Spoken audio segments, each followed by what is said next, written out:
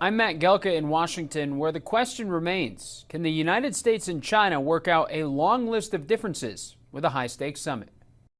The meeting between President Donald Trump and China's President Xi Jinping is another chapter in the long-running partnership and growing rivalry between the two countries. China's influence on the world has long been seen as a threat to American power, but Trump has maintained that he and Xi have great mutual respect for each other that dates back to his first term. He's strong, he's tough, but he's good.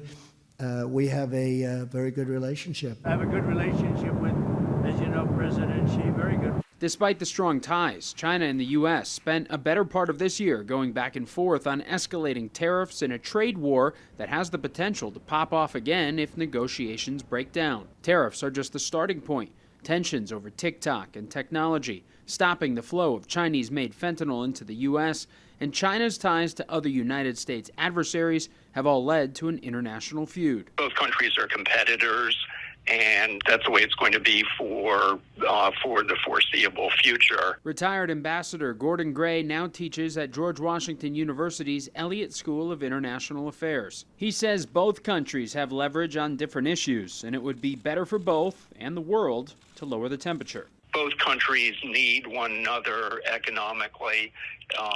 We need China as a market. They need us for a market. We need access to their rare earth minerals, which they have a virtual chokehold on. Taiwan and the island's independence has been a long-running issue between the U.S. and China, where there's been a constant threat of China using its military to reclaim the island as its own, and questions of whether or not the U.S. would step in to defend Taiwan if fighting broke out. Reporting in Washington, I'm Matt Gelka. I'm Didi Gatton, and we continue our breaking news coverage this half hour. High stakes and high hopes tonight as President Trump meets with Chinese President Xi Jinping in South Korea. We have team coverage. Emma Withrow detailing the Chinese leader's presence on the world stage. But first, Ryan Smith starts us off at the live desk with the latest on the face-to-face. Ryan. Yeah, Didi, at this hour right here, we're awaiting any new details from that high-stakes meeting. You're seeing brand new video here just in at the live desk. The first of President Trump's second term in that meeting with Xi Jinping. That video here from the meeting, we see Secretary of State Marco Rubio and Treasury Secretary Scott Bessent there, flanking the president on either side, right across from the president's Chinese counterpart. Let's listen in to a moment here. I think we've already agreed to a lot of things, and we'll agree to some more right now. Now, again, we're waiting to see what those details evolve and come to be. We'll break in with any new developments on that as they become available. Meantime, a trade agreement will help China avoid a pending additional 100% U.S. tariff on all Chinese imports, meaning Beijing would then be facing a 157% tariff in total. In return, the U.S. is seeking access to China's rare earth minerals. Now, the deadline for a trade truce is just days away, November 10th, so the clock is ticking here. Again, live updates throughout the night from South Korea, and we'll be watching to see if the president steps out to speak with the meeting. Meeting is the first one of this term, but not the first time these two world leaders have sat down together. Let's go to Emma Withrow from the Fact Check team, and of course they've been in contact, but this is the first time it seems in a while that President Trump and President Xi Jinping have actually seen each other in person. Yeah, the last time they saw each other was in 2019 during the G20 summit in Osaka, Japan, face-to-face as far as that goes. They have spoken on the phone, though, both in June and September when it comes to these trade deals and all the issues that we've had with the tariffs. Yeah, speaking of trade, obviously that's going to be top of mind. In addition, though, what are some of the big agenda items on the table for this meeting? So as far as trade and economics goes, Trump has threatened 100% tariffs on Chinese imports starting November 1st unless a deal struck. China also has meanwhile imposed some tighter export controls on rare earths, which is a pretty key leverage point on their front. Analysts at the Brookings Institution point out that Trump has narrowed in on 3 demands kind of ahead of this meeting. They're rare earths, fentanyl precursors, and soybeans. On the security front, there's also some concern from some government officials in Taiwan that Taiwan might become a bargaining chip between China and the U.S. And Taiwan's foreign minister said that ties with the U.S. are very stable even ahead of these talks, and that's all according to Reuters. All right, much to discuss later on. Emma, thank you. Thanks. Emma will join us in a few minutes to dig into Xi Jinping's presence on the global stage. The National News Desk is America's News Now. And thank you for joining us. I'm Jan Jeffcoat. It's Wednesday, October 29th, and this morning President Trump is in South Korea on his final leg of a 6-day Asian tour where he's hoping to finalize a trade deal there. He's hoping to shore up support from allies in the region before that big meeting he's supposed to have with Chinese President Xi Jinping tomorrow.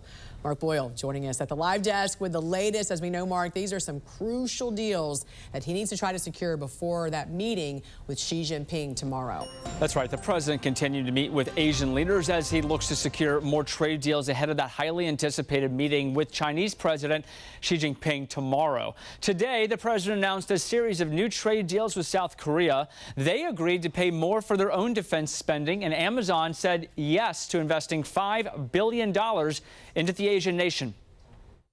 Our deal with the Republic of Korea will be finalized very soon, like moments or very shortly thereafter. These agreements will be incredible victories for all of us because everyone is better off when we have stable partnerships, not plagued by chronic problems. And also, these new deals in South Korea come on the heels of the one struck in Japan, including the one with the rare earth minerals and implementing a 15% tariff on all Japanese goods coming into the United States. The president says he wants Japan to buy more American agriculture products like American-grown rice, soybeans, and beef. Japan also going to receive the first delivery of some long-awaited F-35 fighter jets that could happen in the next week or so. Meantime, the president's highly anticipated meeting with Chinese President Xi Jinping tomorrow as he looks to come to the agreement and to the table with other deals, trying to make some better deals with America's biggest rivals, of course. The president looking to strike a number of deals with him over tariffs and also countering Chinese production of chemicals used to make illegal drugs sent to the United States. We're tracking it all for you this morning at the live desk, online as well at thenationaldesk.com. Thanks for joining us. You're watching the National News Desk, America's News Now. I'm Jan Jeffcoat. It's Thursday, October 30th, and right now President Trump heading back to the White House after a whirlwind trip across Asia. Overnight, Trump did meet with Chinese President Xi Jinping, where both leaders say talks are moving in the right direction. We want to get right to Mark Boyle at the live desk with the new developments on this. And Mark, Trump got a lot done on both the economic and national security fronts here. All in all, it was a pretty successful trip, no doubt about it. There was so much speculation about what would come out of the meetings, and it seems the president was able to strike a number of deals with the Chinese leader, Jan. One of the biggest agreements is going to benefit the American farmers after China agreed to resume purchasing American-grown soybeans. Large amounts, tremendous amounts of the soybeans and other farm products are going to be purchased immediately. And these are some of the other agreements both sides came to. President Trump says that China is going to slow down the chemicals used to make fentanyl. So that will help slow the flow of drugs into this country. And because of that, the president's dropping the tariffs on China. A deal was made on rare earth minerals, but new details have not been released yet this morning, still being worked out, it appears. And we talked about the exchange of diplomatic visits. President Trump says he'll visit China in April next year. President Xi will come here after that. President Trump on the way back to Washington right now, set to touch down this afternoon. His schedule says he'll be at the White House by 3 p.m. U.S. and China confirmed details of a trade framework allowing shipments of rare earths from China. China's foreign ministry signaled it will export the minerals in return for the U.S. canceling restrictive measures against Beijing.